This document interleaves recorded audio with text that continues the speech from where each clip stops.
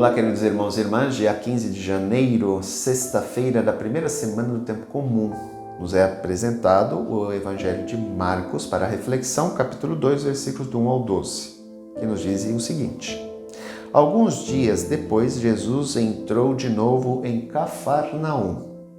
Logo se espalhou a notícia de que ele estava em casa. E reuniram-se ali tantas pessoas que já não havia lugar nem mesmo diante da porta. E Jesus anunciava-lhes a palavra. Trouxeram-lhe então um paralítico, carregado por 4 homens. Mas não conseguindo chegar até Jesus por causa da multidão, abriram então no teto, bem em cima do lugar onde ele se encontrava. Por essa abertura, desceram a cama em que o paralítico estava deitado. Quando viu a fé daqueles homens, Jesus disse ao paralítico: Filho, os teus pecados estão perdoados.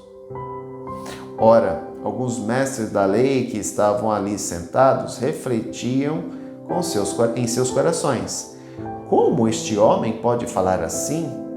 Ele está blasfemando. Ninguém pode perdoar pecados a não ser Deus. Jesus percebeu logo que eles estavam pensando no seu íntimo e disse: Por que pensais assim em vossos corações? O que é mais fácil dizer ao paralítico: Os teus pecados estão perdoados? Ou dizer: Levanta-te, pega a tua cama e anda? Pois bem, para que saibais que o Filho do Homem tem na terra poder de perdoar pecados, disse ele ao paralítico: Eu te ordeno, levanta-te, pega a tua cama e vai para a tua casa. O paralítico então se levantou e, carregando a sua cama, saiu diante de todos. E ficaram todos admirados e louvavam a Deus, dizendo: Nunca vimos uma coisa assim. 2 ou 3 coisas eu gostaria de destacar desse texto. Primeiro, a fé daqueles homens, de que Jesus podia curar. Aquela multidão vai toda atrás dele, porque a sua fama já tinha se espalhado pela região. Lembremos que Jesus mudou de Nazaré para Cafarnaum. Cafarnaum era uma cidade grande, portuária, mais ou menos como Santos. Lembremos que estamos falando no sentido de portuária no Mar da Galileia, que na verdade é um lago, um imenso lago, mas que era visto como um mar. Portanto, Cafarnaum era uma cidade portuária. Por ser uma cidade portuária, era uma cidade onde conviviam-se galileus e pagãos. Era uma cidade onde diversos povos conviviam em razoável harmonia. Então, Cafarnaum era uma cidade portuária, era uma grande cidade. Então Jesus sai de um vilarejo, de uma cidade pequena, Nazaré, e vai habitar em Cafarnaum. Lá ele se torna conhecido, mediante os sinais que ele realiza na redondeza. A fama espalha. Olha, vocês conhecem um tal de Jesus de Cafarnaum? Ele realizou isso, isso, isso e isso. A fama dele se espalhou. Ele retorna para casa, depois de fazer sua peregrinação pelas cidades vizinhas. E eis que, quando sabem que ele, que realizou tantos sinais nas cidades da redondeza, retornou para casa, todo mundo quer ir lá para ver esses sinais. E ele começa a anunciar o reino de Deus, porque agora a palavra dele, mediante os sinais que ele realizou, tem credibilidade. Aqui entra um aspecto extremamente importante. A palavra dele tem credibilidade porque ele já realizou sinais. Diante dos sinais que ele realizou e diante de tudo que presenciaram, aqueles homens têm uma fé inquebrantável. Não conseguem chegar para ele por causa da multidão. Não, a gente tem que fazer com que esse homem chegue até ele. Eles dão um jeito, sobem pelo teto e colocam o homem bem no meio onde Jesus se encontrava. Jesus, mediante a fé daqueles homens, nos revela algo extremamente importante. Há pecados que nos paralisam. Na verdade, de fundo, a mensagem é esta. Há pecados que nos paralisam. Há pecados que nos tiram a vida. Há pecados que nos matam. Por isso que Jesus vai usar a expressão: Filho, os teus pecados estão perdoados. Volto a dizer, porque há pecados que nos paralisam. Espiritualmente falando, emocionalmente falando e fisicamente falando. Lembremos que Paulo, na carta aos Coríntios, vai dizer que nós somos soma, corpo, com 3 dimensões. Corpo físico, que em grego quer dizer sarx, carne, alma, entenda-se emocional, coração e espírito.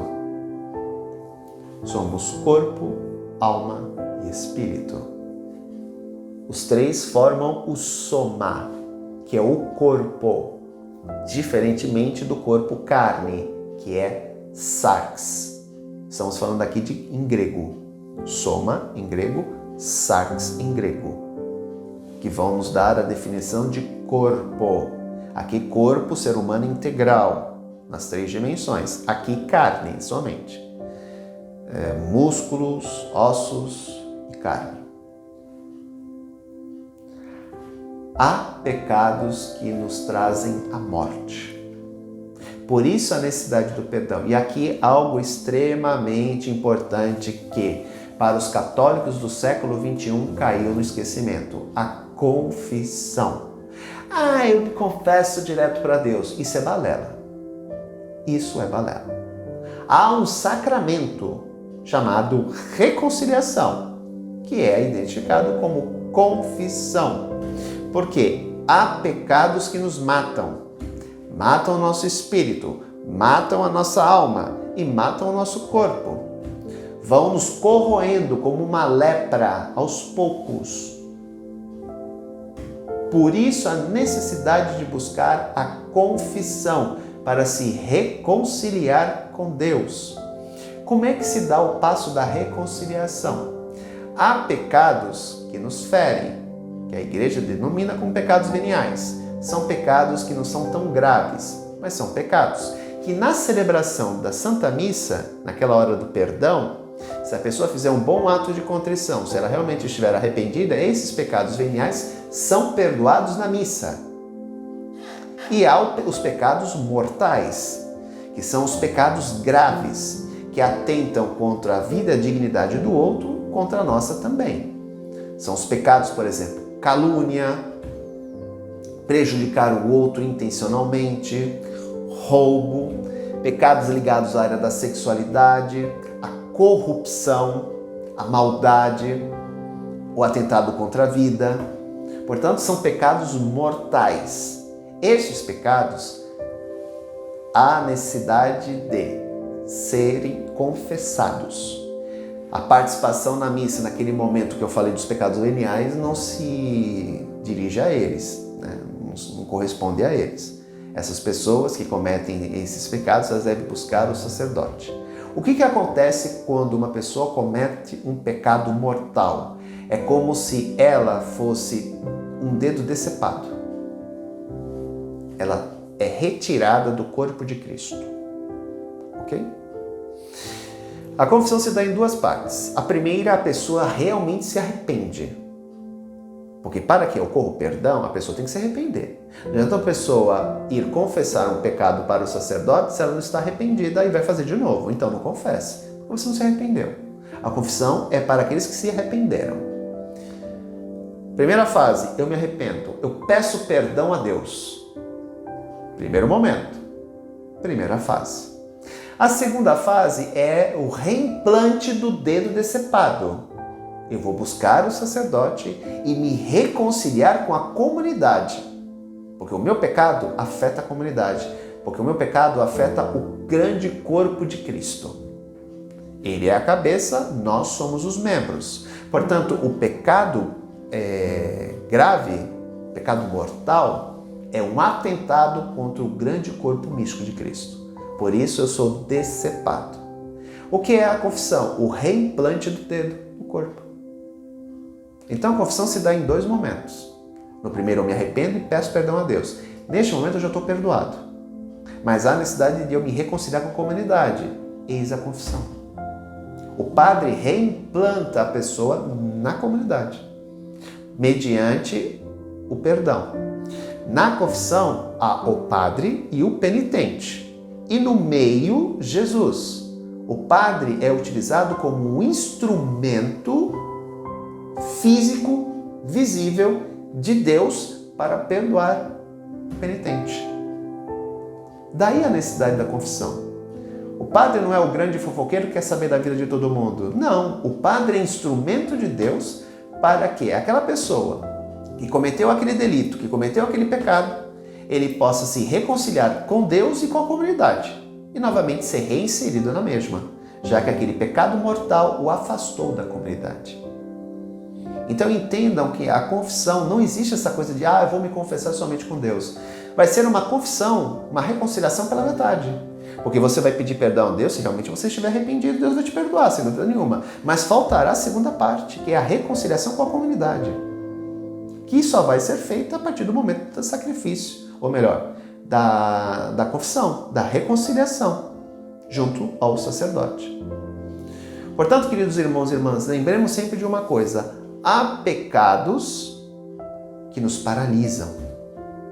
Por isso que muitas vezes a gente não caminha, porque não confessa esses pecados. Tem gente que não confessa porque tem vergonha. Não tem que ter vergonha. A confissão é um momento de libertação. A confissão não é para ficar se expondo. Eu mesmo, quando uma pessoa vem confessar comigo que ela sai da sala, eu já nem lembro mais do que ela falou. Quantas vezes a pessoa vem, confessa, depois de um tempo ela volta, vem confessar de novo e fala assim: padre, o senhor lembra que eu falei da outra vez? Não lembro. Não lembro. Então é entender que a confissão é o momento de reconciliação com Deus e com a comunidade. E que eu não tenho que ter vergonha dos meus pecados, das minhas fraquezas, das minhas misérias, porque todos nós somos pecadores. Eu tenho que aproveitar esse sacramento e me reconciliar com Deus, para não permitir que esses pecados mortais, que muitas vezes nos paralisam e nos matam, continuem presentes na nossa vida. Nos livremos deles, queridos irmãos e irmãs, senão corremos o risco de ficarmos paralíticos. Um grande abraço, até amanhã, se Deus quiser. Tchau.